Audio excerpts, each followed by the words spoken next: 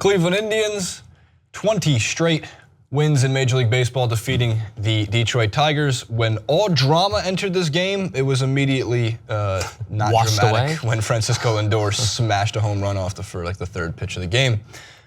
More importantly, the Indians have completely stolen, rightfully so, but stolen every single fiber of Dodgers talk for the last 5 months. Well, the Dodgers did that to themselves too, right? The timing, you can't, I mean, it's like it's a two-way street of bad and good. Yes, the timing is unbelievable though, that the Dodgers lose. They're the first team in MLB history, by the way, to win 15 of 16 games and then lose 15 of 16 games in the same season. Yeah.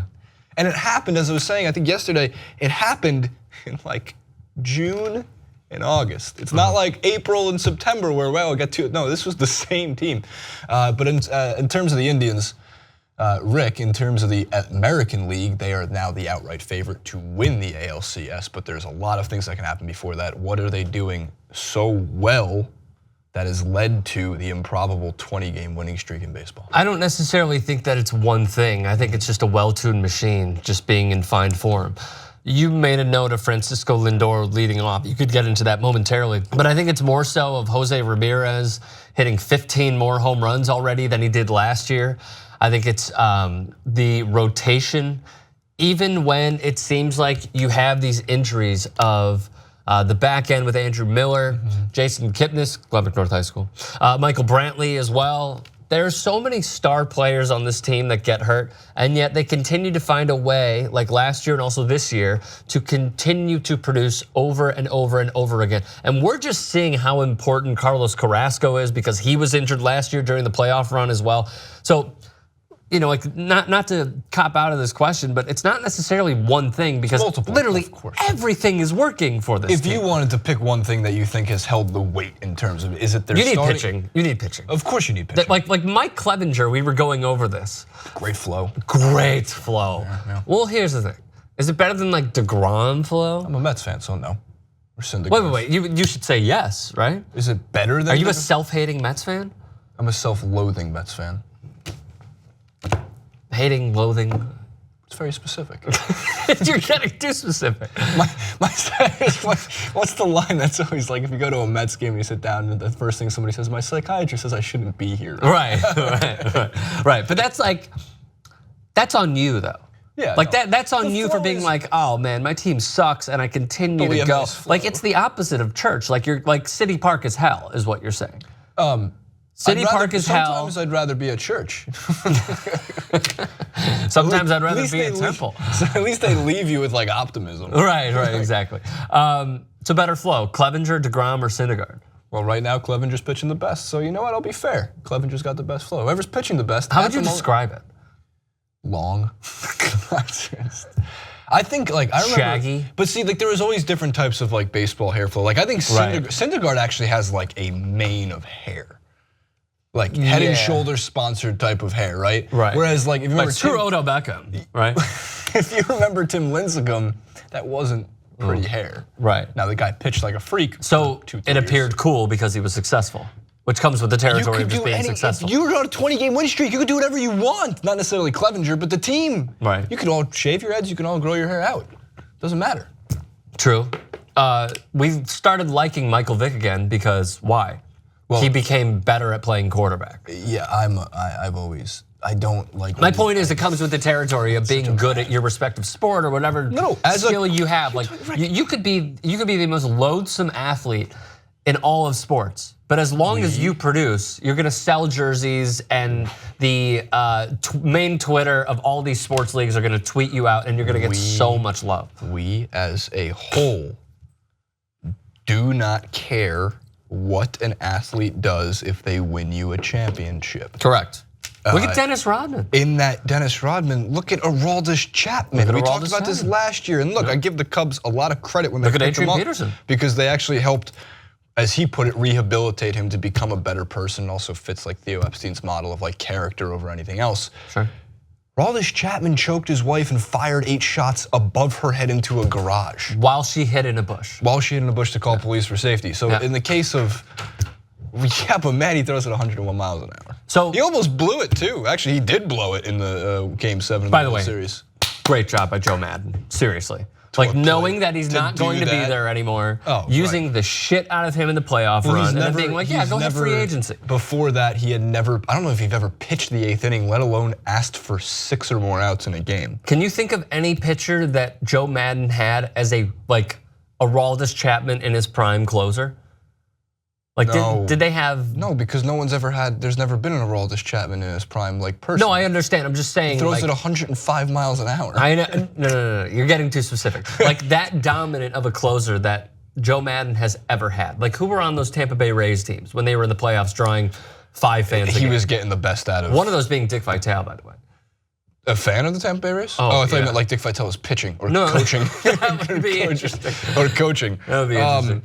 I'm trying to think because he did pick up, he wasn't looking necessarily for relievers in the sense of, he was looking for plug-in guys, just get me through the 7th, just get me from, he was looking, as he always put it, bridge guys.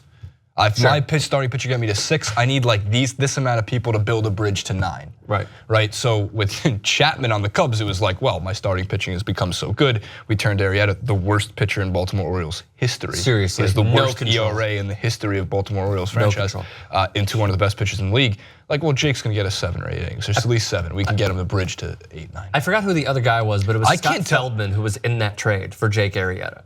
It was Scott Feldman and someone else for Arrieta. The Cubs found Jake Arrieta because Epstein asked his research department, which he's an analytics guy. He's all numbers. Heavy. His whole thing is, I want more information than everybody else, and the amount of information that Epstein has is enough to make your head explode. And what do you know? Information, good. Good. Information's good. Facts are good. Stats help.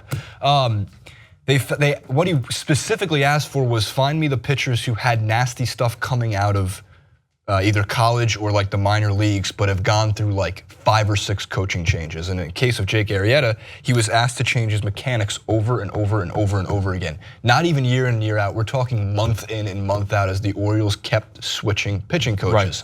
So he lost all confidence and he had the work ethic, the mindfulness. And he had the stuff. Of course, he's always had the stuff. He had no control and he was being told to switch his mechanic every time you go out to the mound, if your pitching coach says, all right, last week you did this, you can't do that anymore, plays mind games, you just have to overthink it. So they brought him in and they said, no, pitch the way that you want to pitch. Pitch the way that you're comfortable with, and it kind of reset him.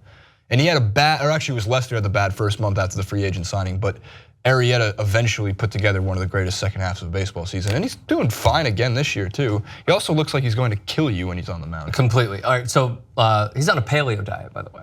Yeah, he also does yoga and he meditates before every game. Well, that works, or whatever works for any respective athlete. Okay, in terms of the Indians, I was going to ask you about speaking of machine-like pitchers, who's your one guy on the Indians that you're like, okay, he's turning heads, he's helping this win streak of 20? I think well, for one, you mentioned Jose Ramirez is having a fantastic season. The addition of Edwin Encarnacion in the DH role has been massively helpful to the entire lineup. Maybe not necessarily Encarnacion himself, but the problem is when you put Encarnacion for other teams, you put Encarnacion and Jay Bruce, who they picked up, and you have them in the 3 and the 6 roughly in those areas for the most part on average, batting 3rd, batting 6th, Encarnacion and Jay Bruce. It makes, first of all, Lindor's gonna see pitches. Even just as a leadoff guy, he's gonna have to see pitches because of who's following him in the lineup. And then you can't forget guys like Carlos Santana. You can't forget guys who are able to simply just get on base and score runs because they're not just doing it with power, they're obliterating teams by 10 runs. And then you're giving your pitchers, in this case Corey Kluber, who I think is the best pitcher in the American League. Chris Sale? I would take Kluber over Sale any day of the week. And I say that because Kluber is machine-like precision. It's a Greg Maddux-esque type of player. Command has been so on point for the last 3 years. They call him Klubot for a reason. Whereas Chris Sale's a strikeout guy. And while striking guys out, it's more of a toll on your arm. And he's got that weird delivery. So 300 strikeouts during the regular season is great, but I'll take Kluber in any playoff game. And last year, don't forget, in the World Series, Francona only went 3 pitchers deep. He had those injuries. He was pitching Kluber on short rest every single start. And until Game 7, he was not touchable. Real quick, when I was working with Danny Graves, who is the former closer and also the career leader for saves for the Cincinnati Reds. Is he the leader? Leader. he was telling me. God, we gotta get the Reds some. I know. No offense to Danny Gray, I'm sure he's a great guy, but I think it shows a lot. I think it shows a lot. How many? He was, 200 saves? Oh, I don't remember. But I would always introduce him as career saves leader, and he'd be like, "Oh, Rick, stop." He was like, it's like applauding like a little kid, and they're like, "Dad, shut up." But like Danny's by far one of the coolest guys I've ever met. Great baseball player, and he would tell me that when Chris Sale was with the White Sox, he wasn't a pitcher; he was a thrower. Which speaks volumes to your point. Yeah, man. Kluber has always been a pitcher and not a thrower. And it's amazing that he hit his stride a little bit later on in his career where Chris Sale was this phenom that was coming up. Yeah. They started him out, I believe, in the bullpen in his rookie season because they just wanted to see what he had. And now he's developing a little bit more. But to go a little bit further from your point, or align myself with your point, I would rather have Kluber, but I think Chris Sale is really, really gonna turn heads. Because this is going to be the first time that he's in the playoffs with a winning team, with a good team, with a team that's also ready to win with the Boston Red Sox. He's going to get the ball in game 1, and I think that he's going to really show a lot of people what he's made of. The teams he could absolutely smash will be the Angels, the Yankees. Oh yes. Any teams that are he will kill the Yankees. The Dodgers, teams that are if they get there. Teams, I know I'm saying, but just in general, teams that have power. Power pitching will always defeat power hitting. The greatest example of that is when the Cubs ran into the Mets in 2015. They had Syndergaard throwing 100. They had DeGrom pitching at that point in the mid-90s, and Matt Harvey looked good, and they didn't have an answer to that. Harvey did look good. At that point, he did it, and they didn't have an answer to that. They didn't have an answer for that. And of course, whereas Familia, before he broke down in the World Series, like also was giving you power on the back end. So you were just seeing 100 miles an hour and 91 mile an hour sliders until 9 innings of baseball. You can't do that. How do you beat that? The Royals did. How does any team beat a guy like Chris Sale? You need to be patient. You have to wait for him to miss, which he won't do, or which he will do with power. And my point being is with Kluber is more built to take on teams in general, like the Cubbies, in general, like the Astros that get on base. He could beat his own team, I think, in the Indians. Yeah. And I think they were more cautious with him in the beginning of this season because they saw last year, holy shit, we pitched this guy out. Like we might have broken him. And they'll get healthier as they go on. Also, Terry Francona is an ace in the hole always. All right, so real quick, what's their ceiling? The Indians? The win streak. What does it stop at? Or does it continue?